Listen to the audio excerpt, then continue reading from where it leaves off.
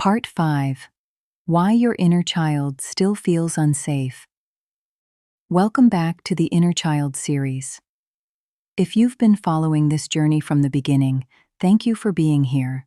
So far, we've explored something that many people spend years trying to understand. Not just what happened to us, but how those experiences quietly shaped the person we became. In Part 1, we discovered that your inner child never disappeared. She didn't stay in the past. She grew up with you, showing up in your relationships, your fears, your reactions, the way you speak to yourself, and the way you move through the world. Then, in Part 2, we explored something many people overlook: childhood emotional neglect. Not just the things that happened, but the things that never did, the comfort that never came, the reassurance that never arrived, the emotional safety that was never consistently available. Because sometimes the deepest wounds aren't created by obvious moments. Sometimes they're created by what was missing. In Part 3, we went even deeper. We explored how the need for connection can slowly shape identity. How many of us didn't become who we truly were. We became who we believed we needed to be. Not because we were pretending, but because, as children, belonging often felt more important than authenticity. We learned to adapt, to perform, to minimize ourselves, to carry responsibility that was never ours. Not because we wanted to, because connection felt like survival. Then, in Part 4, everything began to shift. For the first time, the focus wasn't on the past, it was on the present. We talked about reparenting, not as a trend, not as another self-help phrase, but as the process of becoming the safe, compassionate, emotionally available adult your younger self needed. Learning to comfort yourself, learning to validate your emotions, learning to replace criticism with kindness. Learning that you are no longer completely dependent on the people who first shaped you. For many people, that episode brings something they've never experienced before: hope. Because it shows that healing isn't about fixing yourself. It's about changing the relationship you have with yourself. But then, something interesting often happens. Something that can leave people feeling confused. Maybe you've started speaking to yourself more kindly. Maybe you've begun setting healthier boundaries. Maybe you're learning to meet your own emotional needs instead of waiting for someone else to meet them. Maybe, for the first time in your life, you're genuinely trying to heal. And yet, you still feel anxious. You still overthink conversations. You still expect people to leave. You still feel guilty for resting.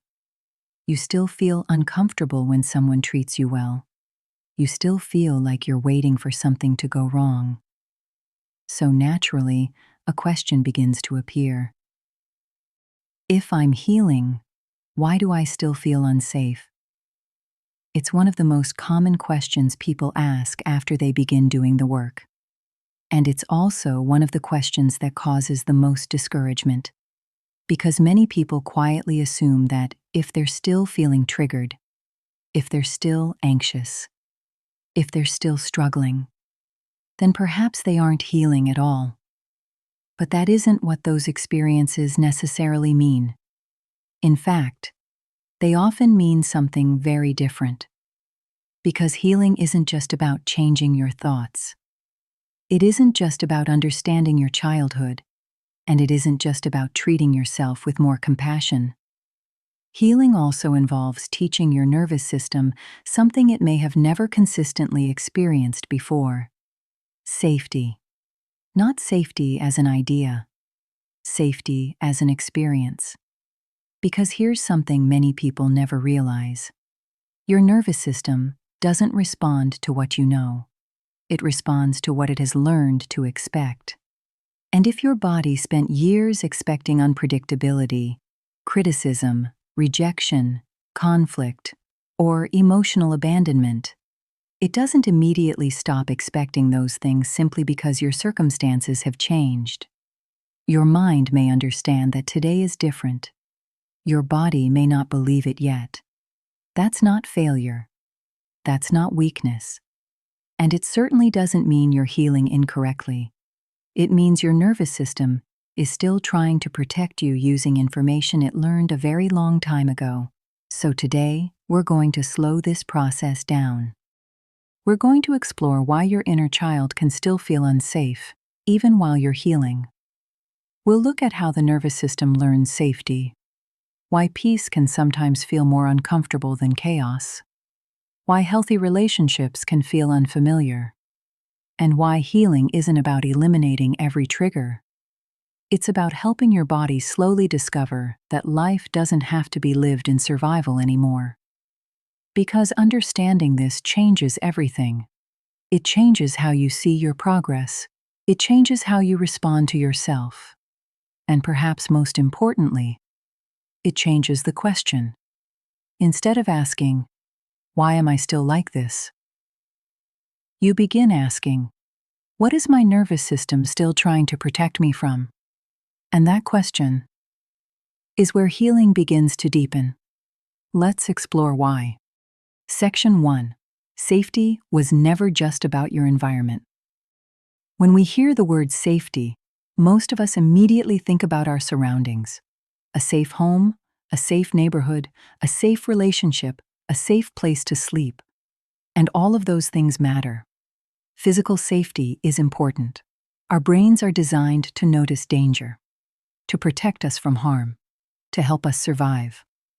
But emotional safety is something different.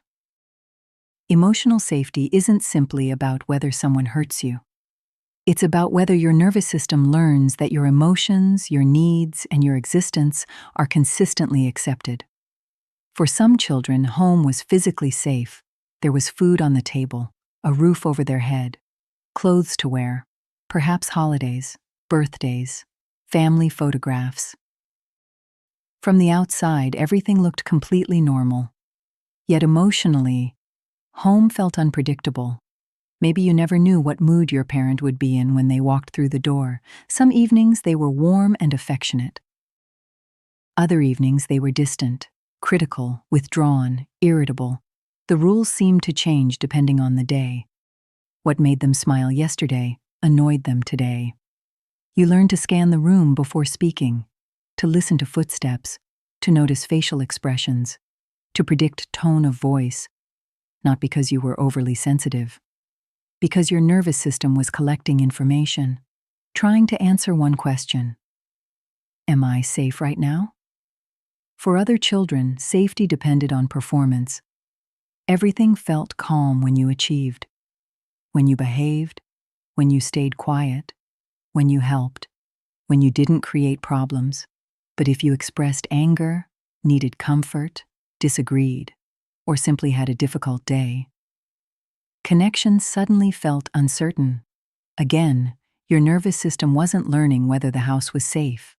It was learning whether you were safe to exist exactly as you were. Some children grew up around conflict, raised voices, arguments, doors slamming, long periods of silence after disagreements. Perhaps nobody ever explained what was happening. Nobody reassured you. Nobody helped you understand that adult problems weren't your responsibility. So your nervous system learned something instead. Stay alert.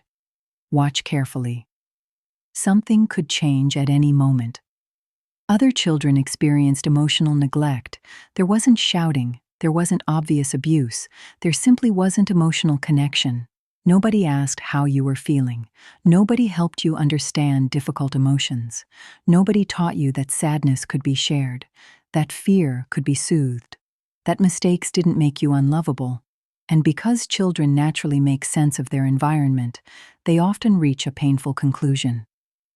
Maybe my feelings don't matter. Maybe I'm asking for too much. Maybe I should deal with everything on my own. Those beliefs don't stay in childhood. They become expectations.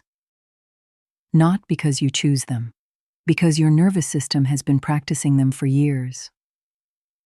This is something I think many people misunderstand. Your nervous system doesn't record childhood like a diary. It records childhood like experience. It remembers patterns, repetition, probability. It isn't asking, what happened 20 years ago? It's asking, based on everything I've learned, what should I expect now? That's a very different question. Because if your childhood taught you that love disappears unexpectedly, your body may still prepare for people to leave. If your childhood taught you that mistakes lead to criticism, your body may still panic when you get something wrong. If your childhood taught you that conflict threatens connection, your body may still avoid difficult conversations, even when you're surrounded by emotionally healthy people. Not because today's situation is dangerous, because yesterday's experiences became today's predictions. And this is where many women become frustrated with themselves. They say things like, I know my partner isn't my parent. I know my boss wasn't shouting at me. I know my friend probably isn't upset with me. So why does my body react like this? Because your body isn't reacting to facts. It's reacting to familiarity. It recognizes emotional patterns long before your thinking mind has time to analyze them. That's why you can logically know you're safe and emotionally feel anything but. This isn't irrational, it's adaptive. Your nervous system learned that staying alert increased the chances of staying connected. It learned that anticipating disappointment hurt less than being surprised by it. It learned that preparing for rejection felt safer than trusting acceptance. And those lessons don't disappear simply because you become an adult. They remain until your nervous system experiences something different. Again and again and again. Because emotional safety isn't something we think our way into. It's something we slowly experience often enough that our body begins believing it too. And that understanding changes everything. Because instead of asking, why can't I just get over this? You begin asking, what has my nervous system been practicing for all these years? And that's where healing begins to move beyond understanding into transformation. Section 2. Your nervous system. Learned. A prediction, not reality. One of the most important things we can understand about the nervous system is this. It isn't designed to tell you the truth. It's designed to keep you alive. Those are two very different jobs. When your brain receives information from the world around you, it has to make thousands of decisions every single day. Is this safe? Should I relax? Should I pay attention? Should I prepare for danger? If your brain analyzed every situation from the beginning each time, you would never get through the day. So instead, it does something remarkable. It predicts. It constantly asks, based on everything I've experienced before, what is most likely to happen next? Your brain is, in many ways, a prediction machine. It isn't waiting for danger to arrive. It's trying to anticipate danger before it happens. And that's incredibly useful when you're crossing a busy road, driving a car, or walking through an unfamiliar place at night. But the same system also learns emotional patterns. If criticism happened repeatedly, your nervous system begins predicting criticism. If rejection happened repeatedly, your nervous system begins predicting rejection. If affection disappeared without explanation, your nervous system begins predicting emotional distance. Not because those things are guaranteed to happen, because they happened often enough that your brain decided they were worth preparing for. Imagine someone who grew up never knowing whether home would feel peaceful or tense. Some evenings everyone laughed together. Other evenings a single comment could change the entire atmosphere. Without realizing it, that child's nervous system becomes highly skilled at predicting emotional shifts. They learn to notice tiny changes: a sigh, a different tone of voice, a delayed reply, a facial expression. Things that other people barely notice become important pieces of information. As adults, this can look like overthinking. You replay conversations. You analyze text messages. You wonder if you've upset someone. You search for hidden meaning. Not because you're dramatic, because your nervous system learned that paying attention helped you stay emotionally safe. This is why healing can feel so confusing. Your logical mind says, nothing bad is happening, but your body quietly responds, not yet. That tiny phrase explains so much. It's reacting to what it expects could happen. And expectation is incredibly powerful. Think about someone who has always lived next to a busy railway line. For the first few weeks, every train wakes them up. Every sound captures their attention. Eventually, something changes. Their brain decides, this noise isn't dangerous. And after enough repetition, they stop noticing it altogether. The opposite happens in survival. If your nervous system repeatedly experienced unpredictability, it becomes extremely good at expecting unpredictability, even when life has become more stable. This is why healing often feels unfamiliar. Many people assume healing should immediately feel peaceful, comfortable, natural. But often it doesn't. Sometimes healing feels awkward, uncomfortable, even frightening. Because your nervous system has spent years becoming familiar with survival. And familiarity has a powerful influence over how safe something feels. Let's imagine two different women. One grew up in a home where disagreements were calm. People apologized. Conversations ended with reassurance. Conflict wasn't enjoyable, but it wasn't frightening either.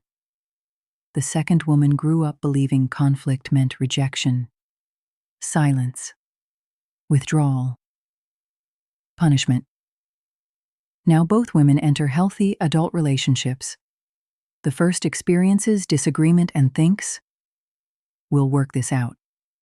The second experiences disagreement and thinks, this relationship is ending. The situation is the same. The prediction is different. That's what childhood changes. Not reality, but expectation. Another example might be receiving a kind compliment. For someone whose nervous system learned they were valued simply for existing, a compliment feels pleasant. For someone whose worth always depended on achievement, that same compliment can feel uncomfortable, almost suspicious. You might find yourself wondering, do they really mean that? What do they want from me? If they knew the real me, would they still think that? Again, your nervous system is predicting based on repetition, not current evidence. This is also why healthy relationships can feel surprisingly uncomfortable at first. Many people assume they'll instantly recognize emotional safety. But if emotional safety wasn't familiar growing up, your body may not recognize it as safe. It recognizes what it's practiced. That's why chaos can sometimes feel strangely familiar. Why emotionally unavailable people can feel exciting. Why consistency can initially feel boring. Why calm can feel unsettling. Not because healthy relationships are wrong for you, because they're different from what your nervous system learned to expect. The beautiful thing about healing is that predictions can change, not through force, not through pretending, not by telling yourself to just think positively. Predictions change through repeated experiences. Every time someone responds with kindness instead of criticism, your nervous system gathers new evidence. Every time you make a mistake without being shamed, it gathers more evidence. Every time you set a boundary and survive, more evidence. Every time you comfort yourself instead of abandoning yourself, more evidence. Healing isn't convincing yourself you're safe. Healing is helping your nervous system collect enough new experiences that one day, its predictions begin to change. Instead of expecting rejection, it begins expecting connection. Instead of expecting criticism, it begins expecting understanding. Instead of expecting danger, it slowly begins expecting safety. And that shift doesn't happen because one moment changes everything. It happens because hundreds of small moments quietly teach your nervous system that today is not yesterday. And eventually, your body begins believing it too. Section 3. Why peace can feel more threatening than chaos. One of the strangest parts of healing is that, sometimes, peace doesn't feel peaceful. In fact, for many people, peace feels uncomfortable, even suspicious. If you've ever experienced a period where everything seemed to be going well, your relationships felt stable, work felt manageable, nothing obvious was wrong, and yet, you still felt anxious, still felt restless, still felt like you were waiting for something bad to happen. You're not imagining it, and you're certainly not failing at healing. Your nervous system is simply responding to familiarity. Many people assume we become attached to happiness, but in reality, the nervous system becomes attached to what it knows. For someone who spent years living in unpredictability, chaos becomes familiar. Hypervigilance becomes familiar. Preparing for disappointment becomes familiar. Scanning for problems becomes familiar. Not because any of those things feel good, because they feel known. And the nervous system often mistakes familiar for safe. Think about how many women describe checking their phone. You send a message. Hours pass. There's no reply. Logically, you know people get busy. They're working, or driving, or even spending time with family. Maybe they simply haven't seen your message yet. Your thinking mind understands all of that, but your body begins telling a different story. Have I done something wrong? Are they upset with me? Have they changed their mind about me? Are they pulling away? The silence becomes filled with predictions. Not because silence always means rejection, because your nervous system has learned that emotional distance often came before emotional pain. So it tries to protect you. It starts preparing before anything has actually happened. This isn't overthinking, it's prediction. Another example might be the beginning of a healthy relationship. Someone communicates consistently. They respect your boundaries. They follow through on what they say. They're emotionally available. From the outside, this sounds exactly like what you've always wanted. But something inside you feels unsettled. You might even find yourself wondering, why doesn't this feel exciting? The answer is often surprising. Because chaos creates intensity. And if intensity has always accompanied connection, calm can initially feel unfamiliar. Some people even mistake emotional consistency for a lack of chemistry, not because healthy love is boring, but because the nervous system has confused unpredictability with emotional closeness. This is one of the reasons people sometimes find themselves drawn back into familiar relationship patterns. Not because those relationships are healthier, because they activate a nervous system that already knows the rules. The uncertainty, the waiting, the highs, the lows, the emotional inconsistency. Your body knows how to survive there. Healing asks your nervous system to learn something entirely new. That consistency can also be love. That calm can also be connection. That safety doesn't have to feel dramatic. This can even happen when you're completely alone. Imagine you finally had a quiet weekend. No emergencies. Nobody needing anything from you. No arguments. No problems to solve. For a few hours, everything feels calm. Then suddenly, you feel restless. You start checking your emails, scrolling your phone, looking for something to organize, thinking about conversations that happened days ago, creating a list of things you should probably worry about. Why? Because stillness can feel unfamiliar, and unfamiliar can feel unsafe. Your nervous system isn't necessarily looking for problems. It's looking for certainty, and if certainty has usually arrived through vigilance. Your body keeps searching. Many women describe feeling guilty when they relax, almost as though resting is irresponsible, as though enjoying themselves means they're forgetting something important. Again, that isn't laziness. That isn't failure. It's often the nervous system saying, if I stop paying attention, something bad might happen. Hypervigilance doesn't simply disappear because life becomes quieter. It slowly learns that quiet doesn't automatically lead to danger. That process takes time.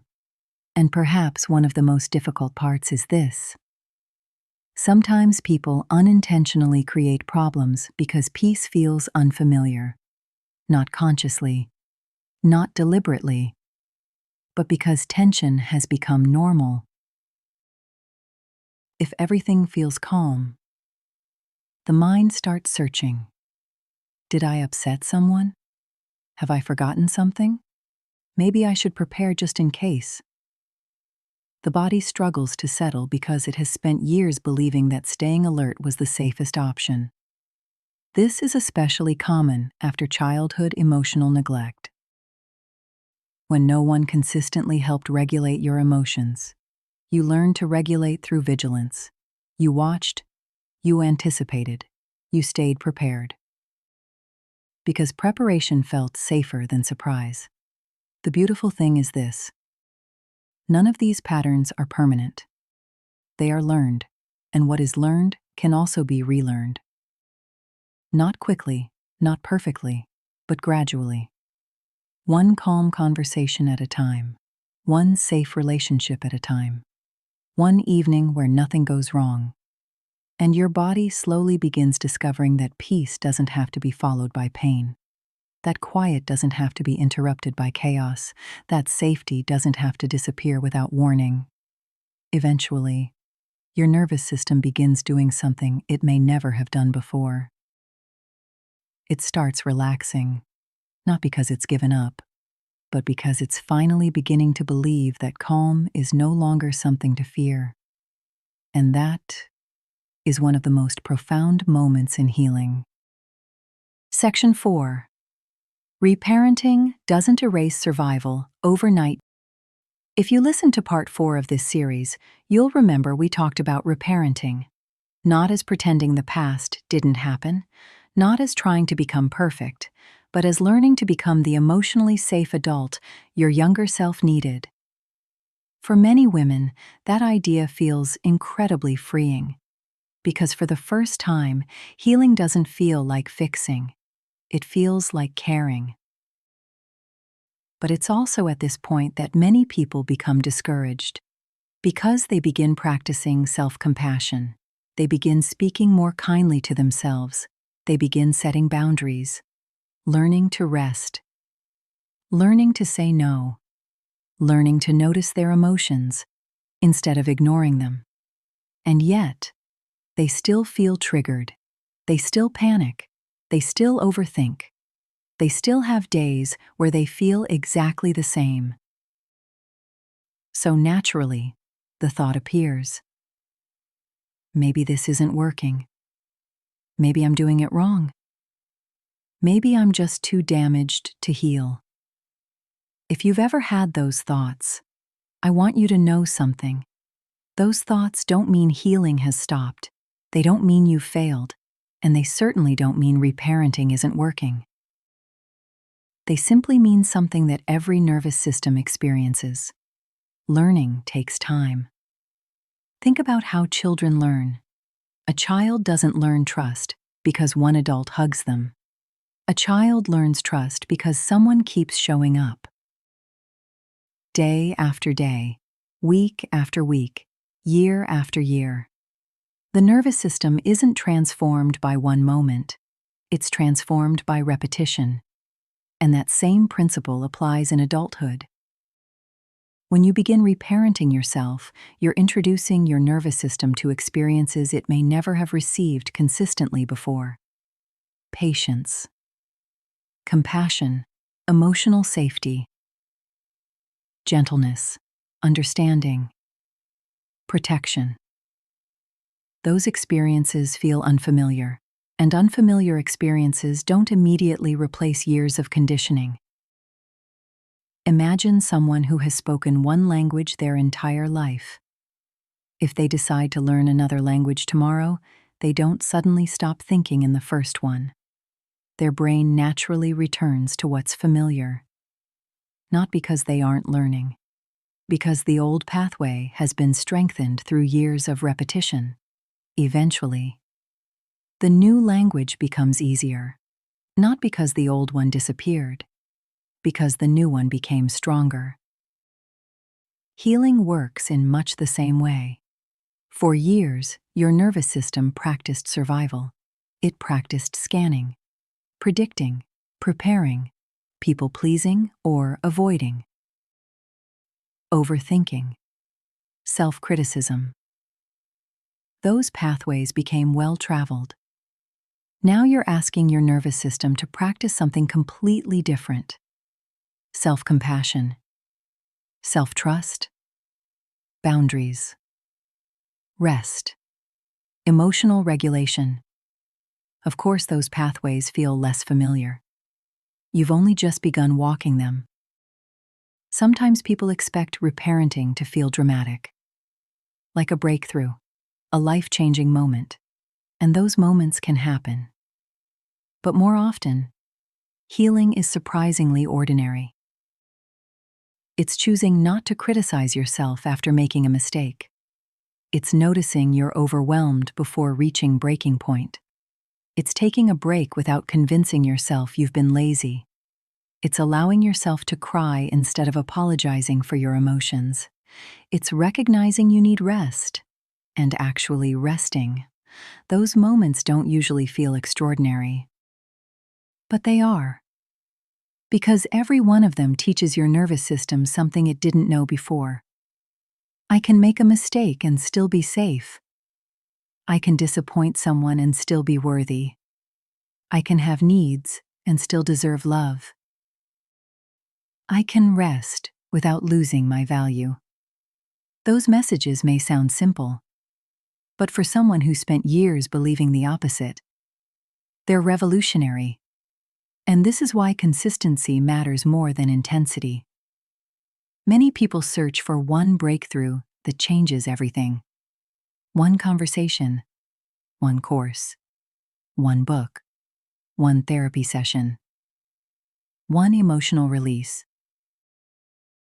Those things can absolutely help, but they don't replace daily experience. The nervous system learns through repetition. Every compassionate response strengthens a new pathway. Every healthy boundary strengthens another. Every moment you choose understanding over shame. Another pathway grows stronger. Think of it like walking through a field. The first time you walk a new route, it's difficult. The grass is long, the ground is uneven, there's no clear path. But if you walk that same route every day, eventually, a path appears. The old route slowly becomes less traveled. The new route becomes easier. That's exactly what happens inside the brain. Not overnight, not in 1 week. Not because you're forcing yourself to change, because you're consistently showing your nervous system a different way to live. And one day, without even noticing when it happened, you'll respond differently. Not because you're trying to, because the new pathway has become familiar. That's what reparenting is really doing. It's not erasing your past. It's giving your nervous system enough new experiences that survival no longer feels like the only option. You're not replacing who you are. You're expanding what's possible, and every compassionate decision you make today is teaching your nervous system something your younger self deserved to learn years ago. That safety doesn't have to be earned. It can simply be experienced. Thousands of moments where you choose something different. And perhaps the greatest act of healing is refusing to measure yourself only by your difficult days. Because difficult days don't cancel healthy ones. A trigger doesn't erase your progress. A setback doesn't erase your growth. A moment of fear doesn't erase months of courage. Your nervous system isn't moving backwards. It's learning something entirely new. And learning is rarely a straight line. Some days you'll feel grounded. Some days you'll feel overwhelmed. Some days you'll respond exactly the way you've been practicing. Other days you'll fall back into old patterns. That's not failure. That's being human. The difference is this: the old version of you lived inside those patterns without recognizing them. The healing version of you notices them, responds differently, recovers more quickly, shows yourself compassion. That is transformation. Not because life becomes perfect, but because your relationship with yourself becomes healthier. And eventually, there comes a moment, not all at once, not with fireworks, just quietly, where your nervous system begins asking a different question. For years it asked, am I safe enough to exist? Every room you entered, every relationship you formed, every decision you made. That question was always there, hidden beneath the surface. Am I safe? Am I accepted? Do I belong? Can I relax yet? But one day, after enough compassionate moments, enough healthy boundaries, enough emotional safety, enough consistency, that question begins to fade. And another question slowly takes its place. What do I want? What kind of life do I want to build? What brings me peace? What reflects who I really am? That is one of the most beautiful moments in healing, because survival is no longer leading your life. Choice is, and that is exactly where we're heading next. In the final episode of the Inner Child series, we'll bring everything together. We'll explore what it truly means to become the adult your inner child needed. Not just in theory, but in the way you live, the way you love, the way you protect your peace, the way you trust yourself, and the way you finally step into a life that is no longer organized around survival. If today's episode resonated with you, make sure you're subscribed so you don't miss the final episode of the Inner Child series. Because becoming the adult your inner child needed isn't the end of healing. It's the beginning of living from the person you've been rebuilding all along.